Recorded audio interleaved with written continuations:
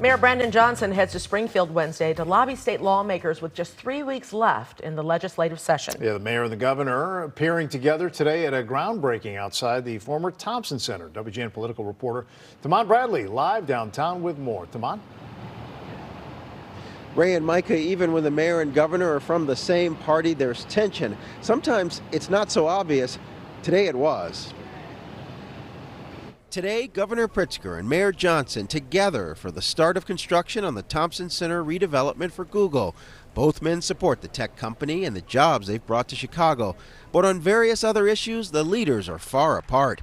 Mayor Johnson's traveling to Springfield this week to lobby for city interests. There are a host of things that I will be requesting on behalf of the people of Chicago. The mayor will try to help the Bears, who are seeking public funding for a new lakefront stadium, but that's not his focus. Team President Kevin Warren is leading the charge. I know that President Warren has been in conversations with the General Assembly along with Governor Pritzker. Johnson's also keeping a close eye on school funding. It's been very clear that I've been pushing for that the families of Chicago are owed $1 billion from the state of Illinois in order to build a better, stronger, safer city, but particularly investing in our public school system. Now that is something that we all can get behind. Also of note, legislation that would prevent the Chicago Board of Education from closing schools or making changes to selective enrollment campuses until an elected board is fully seated in 2027.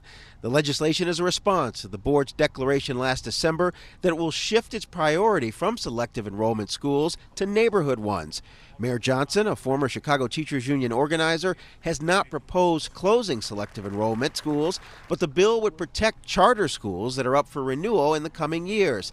That the bill even exists is a thumb in the eye to the CTU. Union President Stacey Davis Gates slammed the legislation. This is insidious, this is ridiculous, this is vapid. Governor Pritzker, though, backs the plan. It seems to me that once there is a fully elected school board, that they ought to, dictate what the future of the selective enrollment schools are, and not before.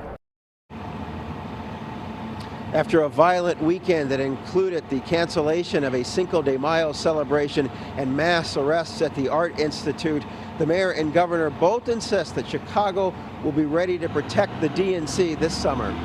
We're live tonight in the Loop. Taman Bradley, WGN News.